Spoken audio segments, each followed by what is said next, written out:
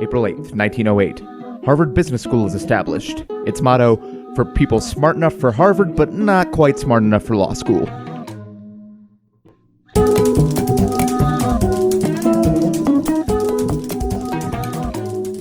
Welcome to The Revisionists. I'm Brian Flynn. I'm Zach Powers. We have a great show for you tonight. Our guest is the genius behind Comedy Room Room and one of Denver's most beloved stand-ups, Timmy Lasley, everyone.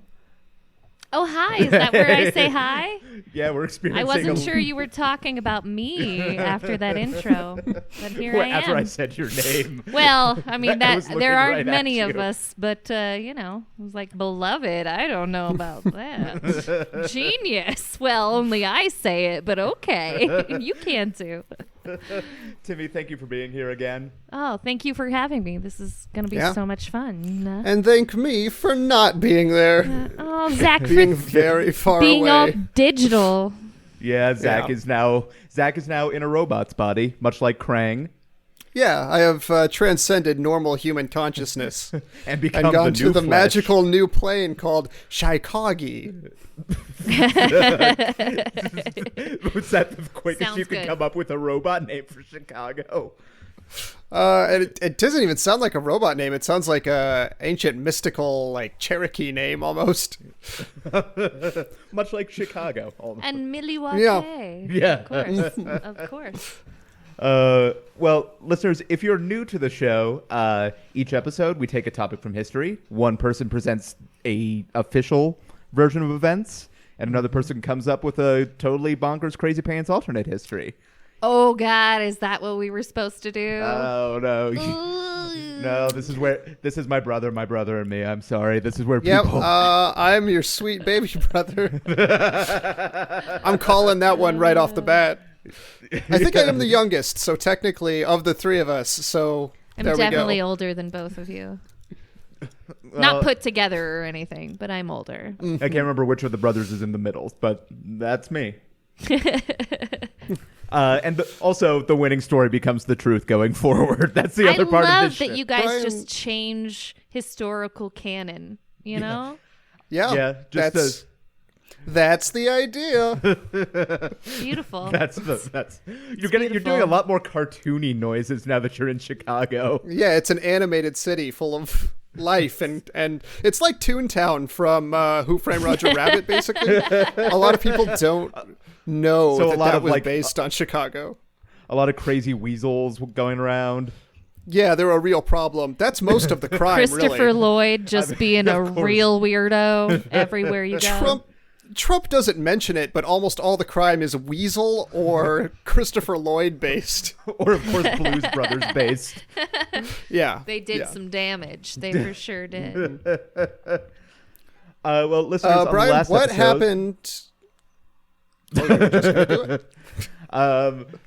it? you may notice also a little bit of lag between our feeds. We're still working out the technical conundrums of the show. But on our previous episode, Joseph Stalin with Mitch Jones, the true story of Joseph Stalin won out, if only to preserve some level of sanity going boy. forward. When the real story of Joseph Stalin is more sane than our baseline is very low right now. That's what I'm saying. And I noticed this week on the feed for our podcast some of our own historical revisionism.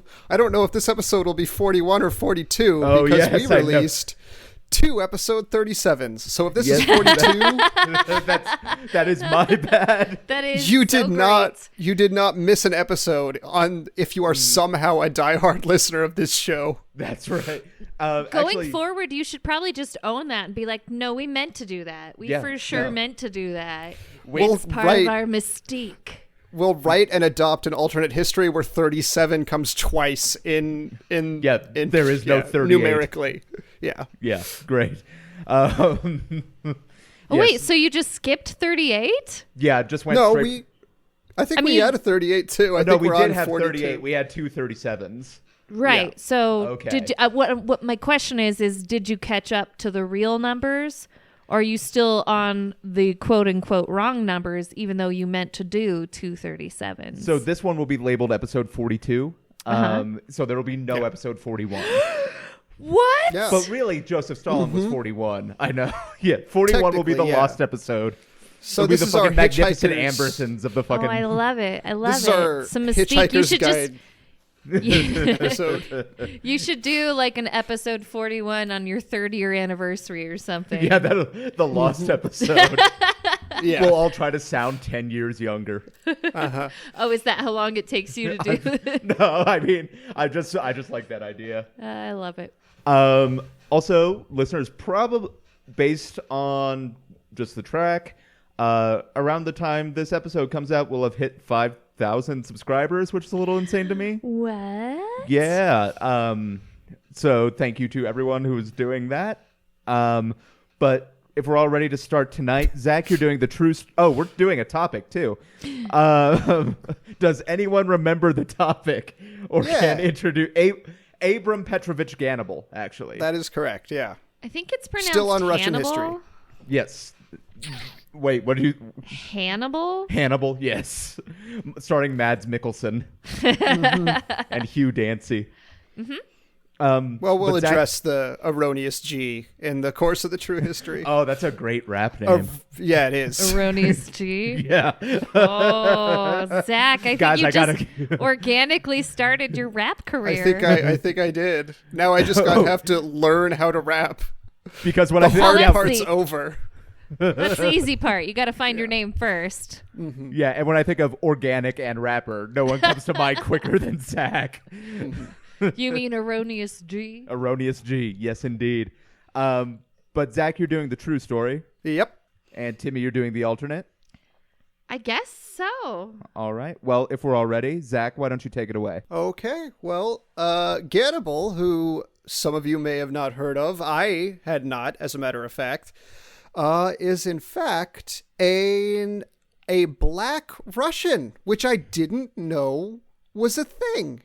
I honestly thought when they described the drink White Russian, it was completely redundant, but I have learned now that there are exceptions to the White Russian rule. Gannibal was born around 1698 in, I'm going to mispronounce this, Eritrea? Something like that? Anyway, Eritrea, yeah. Eritrea, okay. It's across from Saudi Arabia, across the Red Sea, basically. He was born to a pretty rich dude who was the chief in his little area, I guess, according to the histories.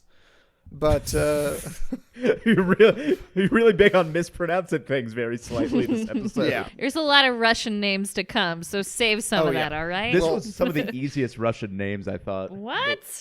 Oh, Sorry. it gets hard for me. I don't know. Yeah. This is 4th grade Russian names. I never got beyond a 5th grade Russian reading level. Few do. Anyway, especially Russians who do not have much schooling, especially at this time. Oh, snap, snap, snap. So eventually the Turks invade the area in which Gannibal and his family were living and defeat his father and abduct Gannibal, who at this time is just called Abraham or Ibrahim or Abram. There's a lot of variations. And his sister tries to save him, but drowns chasing his captors as they escape by sea, which is, I guess, a sad moment in his life. Yes, I would assume. Nah, that's just kind of women's roles at the time. right. They like chase after people and die And and, drown. like are tragic figures. That's what they do. Zach, I appreciate your willingness not to assume too much of that. He would be sad don't that his know. sister drowned trying to save him. Maybe there was a bad relationship. Maybe they got it wrong and she was trying to kill him. And in fact, the Turks were saving him from this rage-filled sister. I like that. We Yeah, just don't know. Anyways, he was taken to Constantinople as, guess what, a slave. And he lived there for about a year, serving the Sultan, before Peter the Great, who you may remember was really into trends from like European courts at the time, sent for... Tim, and this who's is a not, quote, you know? Yeah, I know. on. Syphilis, hemophilia. Oh, love it. So in right now? But he put out a call for, quote, clever little African slaves to serve in his court. Oh, that is so problematic. I mean, at a certain point, it goes beyond problematic. Oh, wowza. That's really triggering for a lot of Yeah. people right now. Just, ooh. I mean, if he had, it's almost the fact that he added clever little that makes it so much worse. It's like a little pat on the head, but with your humanity. Like, oh, isn't that cute? Yeah, you should see the profile for Peter the Great on myproblematicfave.com because it's pretty long. I've never heard of that website before, but I'm going there as soon as this podcast is done. It might be your problematic fave. I think it's a thing. I've never been there. Anyways, I'm just making it up. he was adopted by Peter pretty quickly, who was intrigued by his intelligence, and I should note to Ooh, a I mean, black very- kid can be smart. That's basically the Russians, theme of every like man. 80s sitcom starring a white family. Right? God. and I guess Peter's Twitter was blowing up about the clever little African slave comment because, to his credit, he did not take him as a slave. He basically adopted him more or less as family, like he was treated as family by Peter and Elizabeth. So good on Peter, I guess.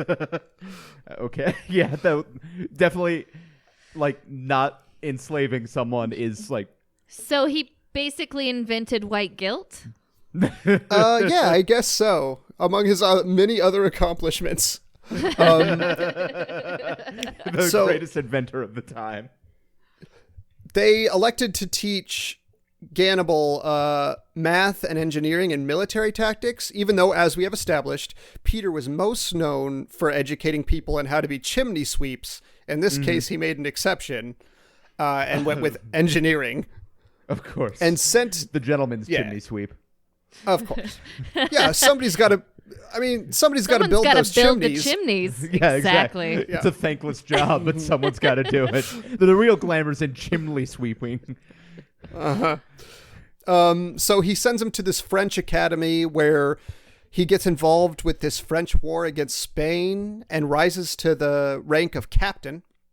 It's also at this time that he adopts the surname Gannibal, which is the Russian translation of Hannibal, as in the Alps one, not the cannibal one. That's the weakest translation. Yeah, I don't know. Gullible. Yeah, So Russian, though. It's so Russian. it definitely sounds more Russian. I agree. Gannibal. He also becomes friends with several major Enlightenment figures, including Voltaire, who... What? Yeah, Friends with Voltaire? yeah. And Voltaire, my problematic That's like the fave... best of all possible worlds. oh, I'm patting myself on the back right now. Anyways, your problematic fave, Voltaire, called him the Dark Star of the Enlightenment. So, Ooh. Yeah. Does that mean is he making a Dead's reference? Like, is I he don't a know. Deadhead? Is that... like, maybe it's a Bowie thing? I'm not I sure. don't know. But anyways, Peter the Great dies while constructing his water park. And at this Credit point... to Megan DePonso. Right. Oh, Prince- right. I'm not caught up in all the history Right. that has Yeah. been rewritten yet. Sure. And this guy named Prince Meshikov basically becomes the power behind the throne after this point for his successor. And your problematic fave, Prince Menshikov, sends Hannibal to Siberia basically because of racism. And yeah. I think you're really not giving him enough credit for the complexness of... There's a better word for that, complexity of the situation, you know? Like, I'll get into it on my own. Never mind. Yeah, there were a lot of... I'm sure there were a Jimmy lot of Leslie, our mitigating problematic factors. fave. So in Siberia, Gannibal goes ahead and builds a fortress, and eventually is recalled back to Russia 3 years later for his military and engineering skills because he just built a fortress, which is kind of the waypoint between those two things. Yeah, that's the overlap in the Venn diagram of military and engineering is definitely probably fortress. Yeah, I would say so. And so Elizabeth eventually rises to become Tsarina, and she was raised with Gannibal as a brother, so he takes a major place in her court and eventually becomes a major general, while she is, of course, fighting against young Ivan, who is an Antichrist figure, as we have established. Thank you for reminding me of that. I forgot about that. Yes. So much history to learn. I've got a lot to relearn It's here. very rich. Elizabeth bequeaths him with a ton of land and 100 serfs, and eventually Gannibal retires to that land. But that is not quite the end of the story, because we have to go into Gannibal's love life a little bit. Because he married... Yeah, this is the salacious part of the podcast. The salacious crumb part of the podcast. Yeah, so there's going to be a lot of giggling. Jabba no Wanga. Yeah, Jabba no Wanga, and... And a Jabba Noanga to both of you. That's our new sign-off. Jabba no Wanga. It's better than our old one. What was your old one? Have a good time, because I misspoke when I meant to say have a good night one time. Have a good time. I like that. That's better. His first wife was a woman named Evdokia Diaper or Dioper, something like that. Sounds She's real Greek. Greek. Yeah. She's Greek. You called it. Nail on the head. She's Greek. As shit. Yeah. And she hated the shit out of Gannibal. It was a forced marriage. So Gannibal also didn't care for her and constantly suspected that she was cheating on him. And eventually she gave birth to a white daughter, and then he was pretty sure about it. Oh, but that's not how genetics actually work. Sometimes you can have that happen. I like the way you sort of just faded yourself out in that.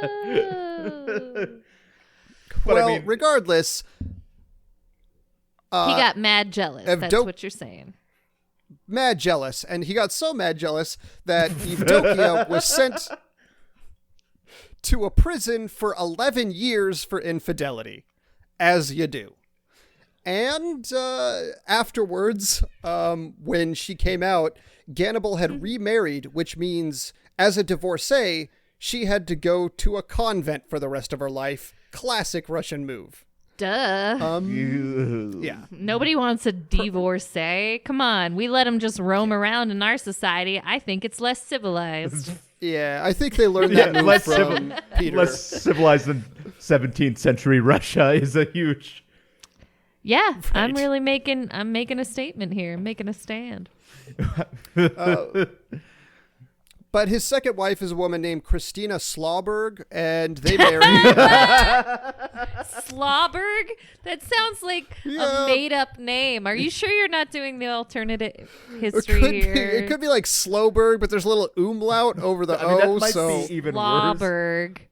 Slawberg. You know, where they make all the coleslaw for Russia. That's where her family comes from. Yeah, the coleslaw mines of Russia. Slawberg. Heir to the Slaw Empire, of course. Christina Slawberg. I mean, it's rich, but it's soggy. They have a ton of kids, 10, and many of those kids go on to become nobles. And he has a few notable, descendants, one of which I don't know the significance of this person, but her name was Alexandra Hamilton, which is basically my gender-swapped Hamilton remake. What? I will admit. I looked it up. Okay, there's nothing on Wikipedia that says they're related, so I'm probably going to say there isn't because I think there would be, but maybe. Because he checked Wikipedia and he's pretty sure. Look, I've been busy this week. I haven't had time to double check that. If only we knew about this person when we did our Hamilton episode, we could have had him end with like just taking up drag and becoming Alexandra Hamilton, but unfortunately the ship has sailed. I want to see traveling back in time a little bit, not much, but just a little. No, right? she was Like, post Alexander. Okay. I think she's actually still alive. No. Yes. What is she, like a million? I don't know how time works. Shocked by the news that this woman she just heard of is still alive. I love her. She's still kicking it. Good for her. I would love for on the next season of RuPaul for one of the queens to just be Alexandra Hamilton. Oh my Even God. though that's not like a pun, it's just straight up a name. That is a great idea. Just like taking historical figures and using them as drag names. So many songs you can lip sync to with that name just laid out in front of you. Alexandra Hamilton. Oh man. Also, his grandson, Gannibal's that is, was poet Alexander Pushkin, poet and writer, who Pushkin.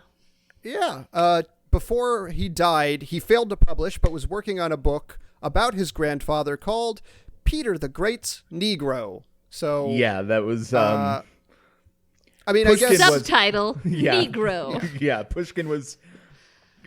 He took on all of the whiteness in the. Yeah. Well, there weren't a Goddamn. whole lot of other, blacks in Russia to mix in with to keep his rich cultural heritage alive.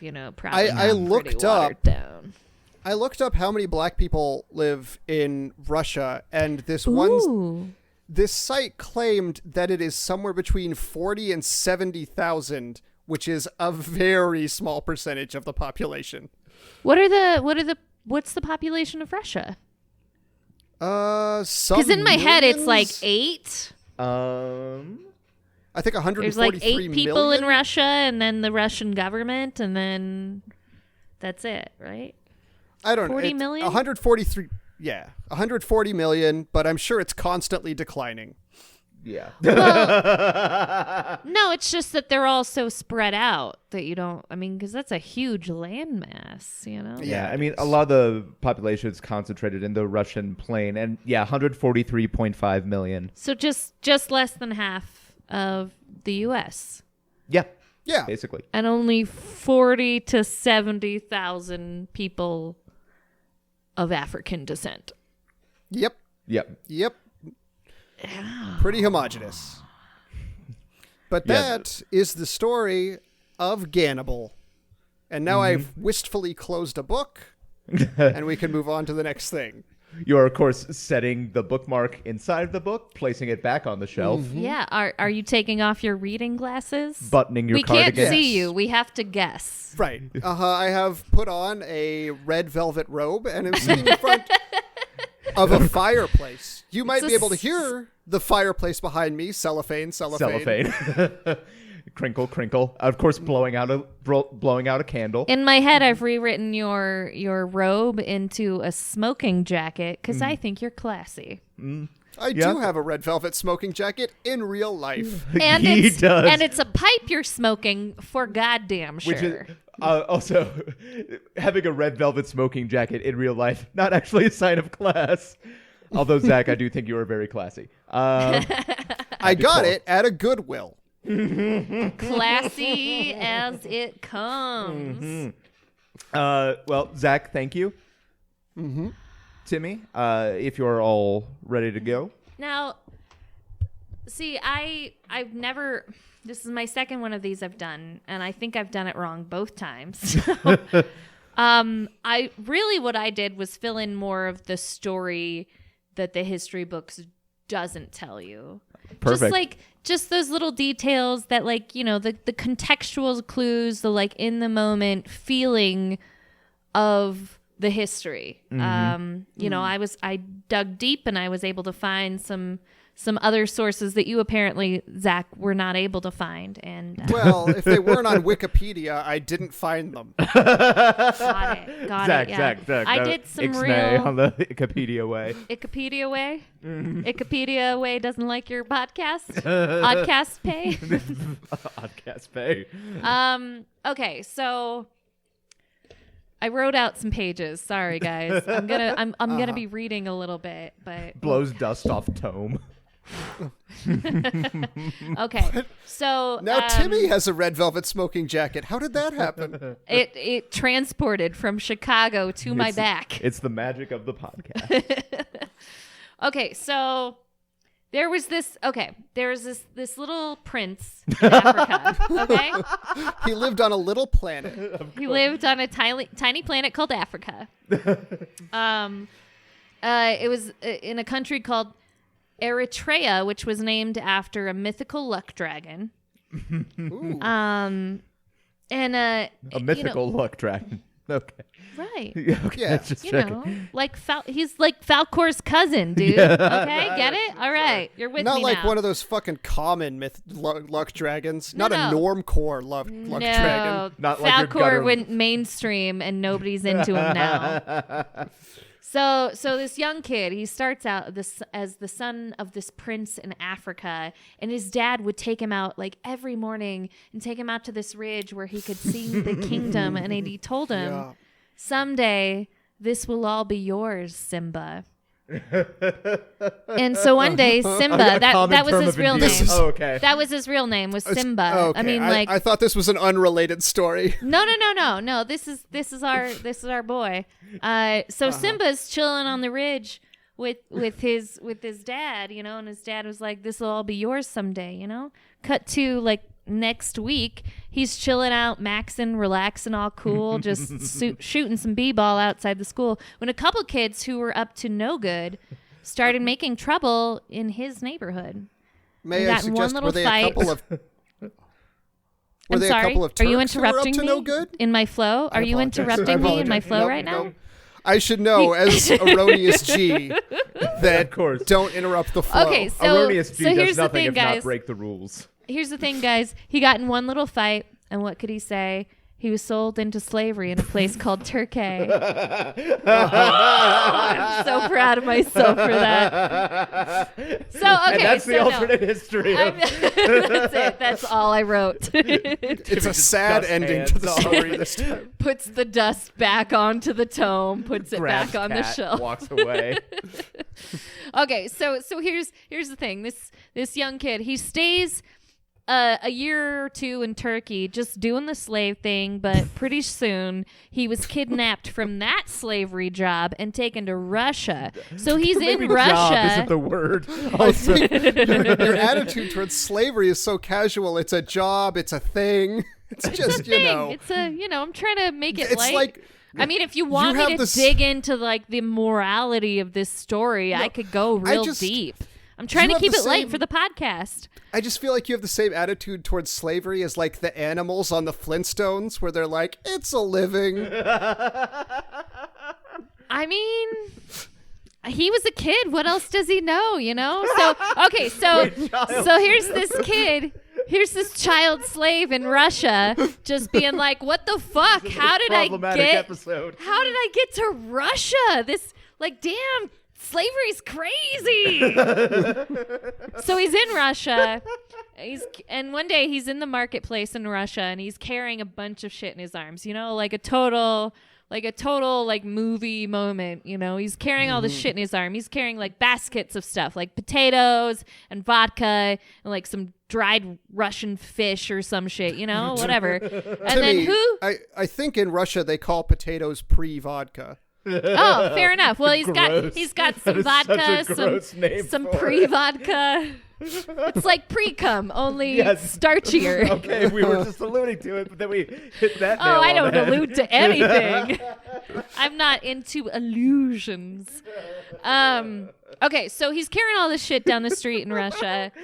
And who should he bump into? I'm telling you, total movie moment. Swear you can't make this stuff up. But the Tsar himself. He bumps into the Tsar. carrying all this shit down the street. Now, the kid didn't know who he had just bumped into. All he sees is his master's groceries all over the ground, So he like pops off and says something real sassy to the Tsar, and the whole marketplace just freezes, Wow. I mean, classic meet cute. Right? Yeah, record scratch sound effect. What? Okay, so there's like the fucking Tsar, and he's covered in spilt vodka, and he's standing in a bunch of dried Russian fish or whatever. And this kid is just being all sassy, clapping back at him. And like, seriously, the moment in that marketplace, I wish that I could just transport you there. Like, you could have heard a Fabergé egg drop. Like, seriously. I mean, those are covered in jewels, and I think they're kind of heavy. They're really, really noisy, but still, like, the marketplace is normally a pretty loud place. Oh, no, very loud. Mm-hmm. And it just freezes. It goes totally silent. And the guards, they just sat there stunned for a second. And then, just as they were about to kick the crap out of this kid, right? Like, whoa, you were dark skinned, making fun of the, like being sarcastic and sassy at the Tsar once you spilt your vodka on him. Like, they were about to kick him. And then, what do you know? The Tsar starts laughing. Right? Now, this kid is totally unsure about what's going on. He's like, I was in Africa like 3 weeks ago. So he's just trying to go along to get along, right? Yeah, this story is moving at a clip. So the kid starts laughing too. And then the guards start laughing. And then the whole marketplace starts laughing. And this goes on for like 13 minutes. And it's just like the Tsar laughing and everyone else around him laughing because they're afraid to stop. Because if the leader of Russia thinks it's funny, then everyone else has to too. Because that's how that's just the way the aristocracy works, at the time. It's about historical context, So it's like when the villain in a movie laughs and all of his henchmen have to follow suit immediately. So that's, you understand the moment that's happening in this marketplace, like, kid doesn't know who he bumped into. The Tsar, starts laughing at him. Everybody starts laughing along. And here's the weird part. It starts to get out of hand. Like, everyone is laughing. Like, it's getting like crazy. It becomes too much. And absolutely too much. And every time that the Tsar thinks that he's got it under control, he sees like one of the dried fishes laying on the ground or something, or like realizes that he'll never get the smell out of vodka out of his robes again. And like, he just starts cracking up. And like, it's just... And of course, some of the humor in this is lost over the ages. Right, just like, right. Oh, there's fish on the ground. I think this inspired fish on the the ground classic was Batman. Hilarious.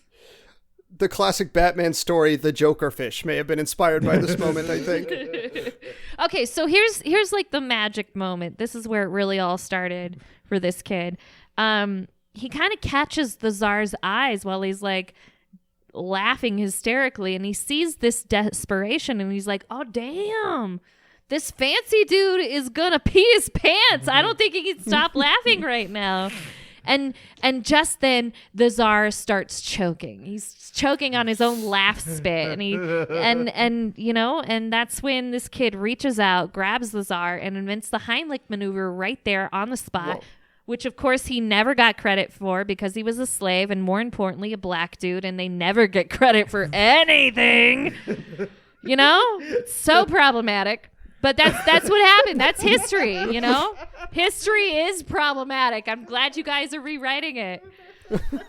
So basically, he saves the Tsar's life. We are rewriting it, but your rewrite retains the problematic aspects. No, but okay, see, here's the thing is like, this is not so much a rewrite as just like an uncovering of the truth. Oh, okay, fair enough. Right. And that's really where I'm coming from. I'm like adding juicy details to a previously forgotten history, Right. So here's the thing. He saves the Tsar's life, and now the Tsar is like crazy for this kid. He's just like, oh my God, this kid is the best, the strongest, most handsome, smart boy. Like, he's amazing, and I wish he were my son, and I'm the czar, and I want the best of everything, and this kid rules, so he's mine now. And he adopts the kid on the spot right there in the marketplace. It's like, fuck the dried fish. I'll get you more vodka. Don't you worry, kid. I got you from here on out. So he takes him home, and the czar's wife was a real see you next Tuesday, if you know what I mean. Do you know what I mean, Zach? See you next Tuesday. A real cunt. She was a cunt. Oh, okay. Can I say that? There you go. I mean, I thought I had forgotten. See you next Tuesday. I thought we had plans next Tuesday, and I had forgotten them until you clarified. No. She was just a real, like, brassy broad is another way to put it. And she hated the idea of having a slave for a son. Like, what? I'm Russian. I'm the aristocracy. No, thank you. And then she discovered, like, it took her a long time, but finally she discovered that his tiny child slave hands were perfect for buttoning up the buttons on her very fancy and intricate dresses. And that's when she finally took a liking to him. And she asked the kid what his name was, and he said, my father called me Simba. And she was I forgot about that part. She was like, what? We're going to have to Russian that up for you. So they renamed him. I got to get this right. They renamed him Abram Petrovich Hannibal, but that wasn't quite Russian enough. So they gave him a nickname. They called him Abram. Oh, this is so hard. They called him Abramyamyech Petroyaskinskov Halnalablinsky for short. That was his nickname. Short. That was for short. Yeah. So, like, they basically made him hella Russian. Like, so Russian. So that goes on for a while. And, when not buttoning up dresses, probably worth more than he was traded for in the first place, Abramyevich would follow his godfather around on military campaigns, and his valet, he was his valet, and that basically meant that he was a slave again, but treated like one of the family. So it was like this gray area, and he was, but he was making the most of it. And honestly, he was pretty cool with it because basically slavery was the only thing he knew at this point. He got kidnapped from, Simba land when he was 6 or something. So I mean, it's a real tragedy. His family had that exists. no idea. yeah. Even what in the happened to fiction of him. The Lion King, it's called Pride Rock. What? No, Scar specifically took over Simba land. I remember the alternative history of Lion King. So, And of course, that famous rap producer, Simbaland. Yeah. My producer, as a matter of fact. Of course, Erroneous G's Simbaland with Erroneous G. Okay, so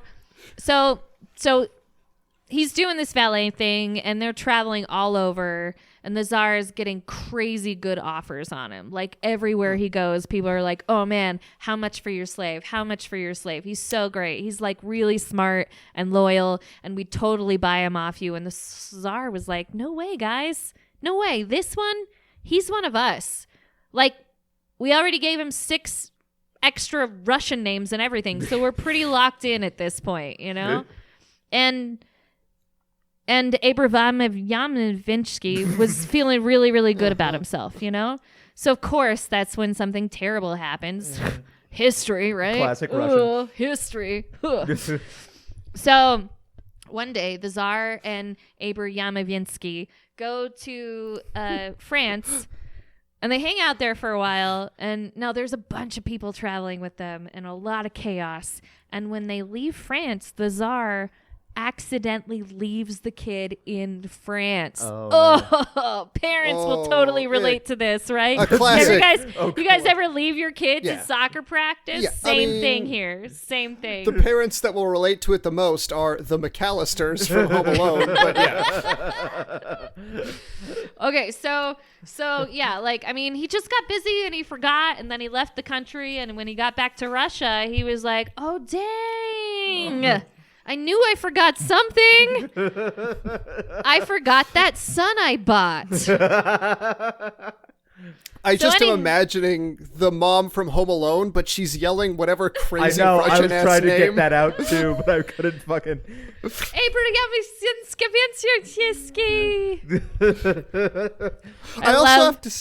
I love Russian nicknames. I think they're the coolest things in the world. I love them so much. I admire how at the beginning of this episode you were dreading having to pronounce all the Russian names. So you took a kind of Russian name and made it like way more Russian. You made it as Russian as like the article your friend on the far left shares on Facebook. That's how Russian you made that name. Thank you. You know, I'm just telling the history as I uncovered it. So anyhow, poor Abram Michninsky was just sitting there on the curb in France waiting, and he gets word saying like, so I left you here on purpose. What do you know? You're going to study math and engineering and shit because I know that you're smart like that.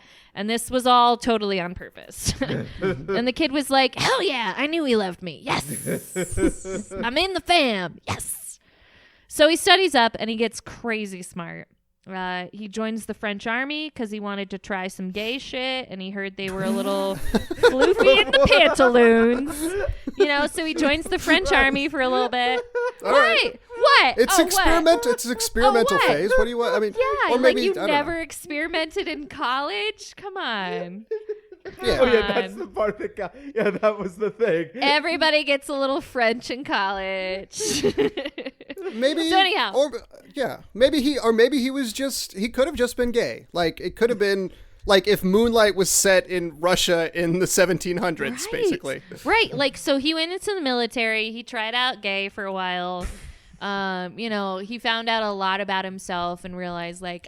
I enjoy this part of myself, but it's not really who I am. It was just a thing I did at one point. So, you know, he comes back. He comes back to Russia to build shit, you know?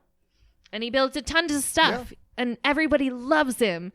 And the next 2 years were like total party time from when he comes back from France. Like, boom, party on, like, you know, disco ball lights happening all over Russia, and he's having a great time. He's banging bitches. He's hanging snitches. You know, he's building the best bridges Russia's ever seen, and he's still finding time to button up his godmother's dresses. You know, because he's a good boy and he's killing it. Sure. Abram Manichivkinsky. He's killing it. He's doing so good. And then twist. This is like a movie. You can't write this stuff. The Tsar Peter dies. Like his, I mean, that's like he's got people do write movies. The most realistic aspect of the story.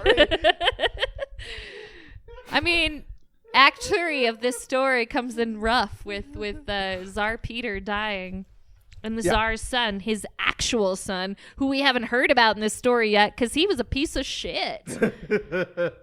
and this guy, he hates our boy Aby, man. You know, he hates Abram. And this guy's left in charge. And he's like, damn, dude, I don't care how smart you are. You're going to go kick rocks in China for a hot minute because you got the love of my father that he never gave to me. And that's tough. I mean, that's tough. Like, what could Abram Yingovich do at that point, you know?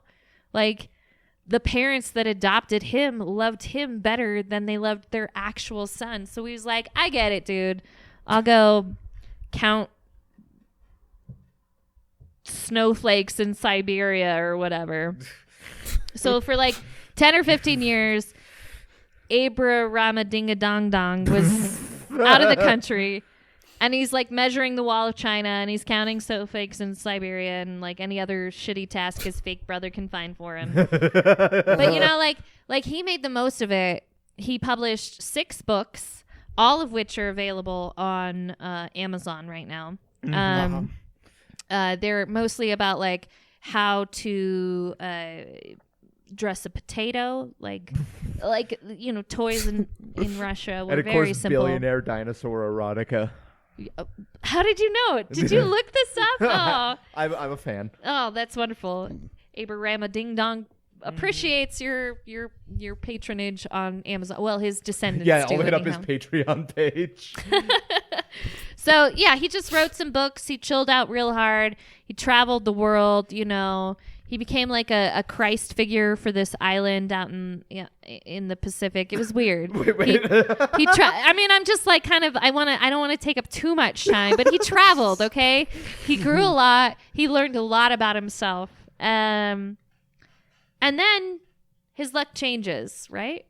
Like, it's got to happen sometime. Like, when you do that much work on yourself, things can only go up, right? So his luck changes when his sister, his, you know, fake sister, Elizabeth, takes over Russia. He takes over the country, and she invites him to come back. Now, this relationship between Elizabeth and Abram Stinsky has always been like a real will they, won't they, Sam and Diane, like Pornhub sort of like, we know that you're not really brother and sister, so it's okay if you do it this time, kind of thing. Subtle to the opposite of subtle. You're welcome. So it's the kind of sexual tension that you could just cut with a knife. You know, she asks him to come back. Will they, won't they? Will they, won't they? And he's like, this is it. Me and Elizabeth, finally, like my crazy wife. Oh, yeah, by the way, he had a crazy wife who, like, he got locked up and whatever. In a convent? Is that what you said? It was probably something like that. I heard whorehouse, but, you know, whatever. Sure. You know, historical texts, they differ from each other. She was around and then she wasn't. Right. Like she was like, I can't go black because I'll never be able to go back, and like he wasn't cool with that, which is his right, you know. Yeah. So he locked her up in a convent or whorehouse, depending on which of course, text you look at. 6 of 1. So now she went black, and then she went to a convent, and then she did not go back. She could not go back to anything after that. You can't go back from a convent. Because God is the original black man.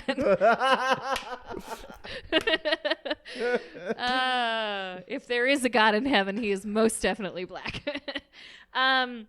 Okay, so here's the thing. Where am I in my tale? Oh, right. Like, he's like, Elizabeth, this is our chance. Like, this is it. Like, I can come back. I'm going to impress you. And he starts trying to impress her and shit by building really long bridges and channels and like connecting the empire in a way that Russia's never really seen before through engineering. And he's like, you like me now? He's just basically becoming the best engineer that Russia's ever seen. And she's like, damn, Abramovich, chill out. We know you got a big dick already. We don't even care. And so like basically, stop with all the infrastructure. Oh, I get it. So basically, he came on too strong, and sadly, it never really happened between Abram Yamovich and Elizabeth. And his adopted sister. Which would have been so hot. You know?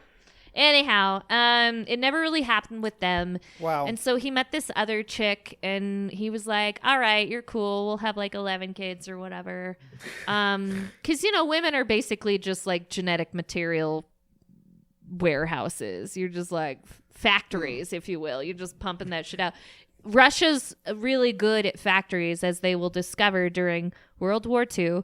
You know, they can really mobilize when they need to. And this was actually first discovered with the Russian women. They can really produce. That's why that makes sense. Of course, the original Russian tanks had to be fucked to make more tanks. And that makes sense because if there is one resource that Russia burns through super quickly, it is people. So they got to produce. Definitely, you know. And so that's kind of where my research peters out, you know. Like I could find a little bit more about his retirement and things like that. Like he wanted to retire, and his sister, wife, whatever, was like, hey, don't build bridges instead, like, you know, keep Russia great, the mother country and all that. And he's like, I've never had a mother. Okay, I can get behind that.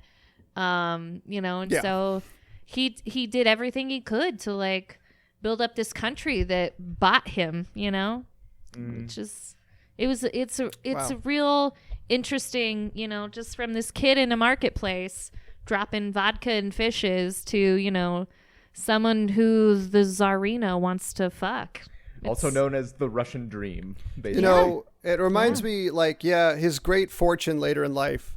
I didn't mention this, but touchingly, he had a crest that he adopted. Oh, I was going to say something about that. Yeah. Yeah. That said, underneath it had these letters that might have meant something like homeland or something like that. But one interpretation is they mean fortune has made my life great. And maybe truly in your story, fortune made his life great. Well, I feel like our stories really were very similar. Like, I didn't want to get too far off of the thing. I know how the podcast goes. I've listened to it, but I think that history is so important. And honestly, in this age of post-truth, the truth is even more important. So I really wanted to add to the history more than to skew it. So Right. that moment when he went to France to be gay, that's important. It's important, and I think it needs to be told. Yeah, of course. I think him and Voltaire hitting the bars. There's just so much, I don't know that much about African culture, but I know that in American culture, people of African descent often have really strict religious views on homosexuality, and I just want to put out this story of this man getting after it in France. I think it's cool. Sure. Yeah, listeners, we cut about 30 minutes of graphic depictions of his sexual adventures in France. Well, Floofy and the Pantaloons is a good enough We'll put that out as a description. special episode. So before we get to judgment, just want to mention that you can ask us a question or leave us a comment at revisionistpodcast.com. Also ask that you rate and review the podcast on iTunes, which is very helpful. And follow us on Facebook, Twitter, and Instagram at RevisionPod. Timmy? History will say that you have 500,000 followers. Well, If you have anything to say about it, history will say that you have 500,000 followers. yeah, exactly. Slip a couple zeros in there. That'll be an easy typo. Timmy, the day this podcast comes out, you will be at Adam Caton Holland's beer release at Ratio Yes. Brewing in Denver. Yes. Denver's beloved son, Adam Caton Holland, is having a beer made after his likeness at Ratio Beer. For some Release. reason, I thought you were going to say made out of him. Made out of him. There's He little sweats bits. and other things, and they make it into beer. Yeah. That's why they call Adam Caton Holland pre-beer. Oh, nice pre-potato, pre-vodka Callback. thing. Ooh, you're good. You're good. You're also going to be at Philosophy, which is a comedy show, the day after this is released. That's Sunday, the 9th, right? Yes. At 8 p.m. at Cap Hill Tavern, so down in Capitol Hill in Denver. And you'll be at Comedy Works for the victory lap for your Funny Yes. Final Four winning team. That's Wednesday the 13th, I want to say. I didn't look at the dates, but it's the Wednesday after this podcast is released. That the 12th. The sorry. 12th. There it is. I'll be at Comedy Works downtown. And then Zach, you'll be featured on an upcoming episode of the Kill by Kill podcast, which is run by a couple friends of ours. That's correct. It's about Friday the 13th, and specifically my episode is about the end of Friday the 13th Part 5, a.k.a. The Worst One. Ooh. Okay, that's a good one. That's a much better subtitle than Negro. Yeah. Yup. Most things are. Very easy to beat. Even the worst one is better than Negro. As for me, the next episode of Nighttime Tonight is coming up April 20th Woo. at the Deer Pile in Denver. Third Thursday of every month. So the next one will be, after that one, will be May 18th. I will be performing at the inaugural episode of Designated Drunkard at the Comedy Room. Yeah. Yeah, that one's going to be so much fun. Yeah, that's a show where the audience gets a list of different comics tics and they're like habitual phrases. motions or phrases. And they have to take a drink every time that happens. Yes. And the Right. comic doesn't know, so they're just doing their regular set, trying to figure out what everyone's drinking about. Yep. So that'll be very fun. That's coming up April 22nd. And then it's a little early, but I will be on the road in late May. Still officially booking dates, but I know for sure that May 28th I will be at Boy Kisses in Minneapolis. Minneapolis is such a great city. I know. I'm super looking forward to that. So if any of you happen to live in the Twin Cities, come check that out. Yeah. So now the time comes for judgment. And I mean, because it doesn't necessarily change a lot of his accomplishments.